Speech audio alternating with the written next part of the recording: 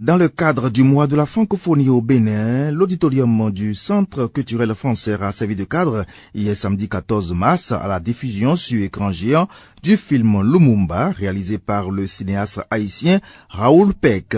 Cette soirée, placée sous l'égide de son Excellence Madame Dominique Brutus, ministre conseiller, chef de mission de la République d'Haïti près le Bénin, a mobilisé une forte communauté haïtienne ainsi que des invités de marque dont son Altesse Naaléamon du royaume d'Abomey. Ce film Lumumba qui retrace l'histoire de la figure emblématique qui a œuvré pour l'indépendance du Congo belge a ébloui plus d'un. Suivant un extrait. L'indépendance du Congo, si elle est proclamée aujourd'hui dans l'entente avec la Belgique, pays ami, avec qui nous traitons d'égal à égal, nul Congolais digne de ce nom ne pourra jamais oublier que c'est par la lutte qu'elle a été conquise. Une lutte dans laquelle nous n'avons ménagé ni nos forces, ni nos privations, ni nos souffrances, ni notre sang. Nous avons connu le travail harassant, exigé en échange de salaires de misère.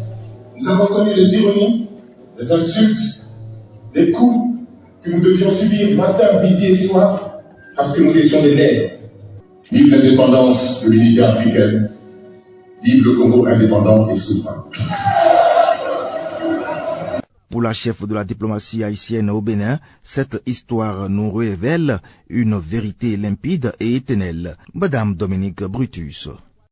L'Afrique et Haïti se rencontrent dans une même mémoire, celle des peuples qui ont choisi la liberté et qui continuent d'apporter la promesse pour le monde.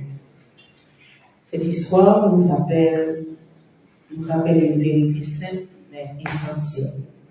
Les luttes pour la dignité humaine n'appartiennent à aucun peuple.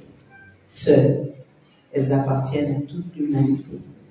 Et si l'histoire nous a légué des langues, il nous appartient désormais d'en faire des instruments de dialogue, de création et de liberté.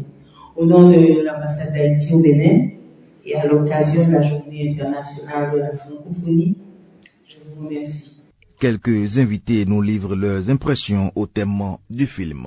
Monsieur Soba Nico, qu'est-ce que la génération présente, aussi le futur, va retenir de ça? Je vais remercier nos cousins qu'on a emporté lundi, qui sont venus nous relater l'histoire. Là, je me dis, bon, qu'est-ce qu'il faut faire? La politique, le développement, tout ça, c'est un mélange, je ne sens pas. Dimitri Chatondi Farondo, je suis enseignant à l'INMAC, à l'Université de Bourg-Canavi. Je suis producteur de films béninois. Je suis le délégué général des rencontres cinématographiques. De manière générale, vous devez comprendre que ce genre de film qui nous parle, d'abord, si je dois remonter l'histoire, vous savez que l'Haïti et le Bénin partagent un lien historique et puis des liens aussi culturels. Donc, c'est un peu comme un Africain qui a fait ce film.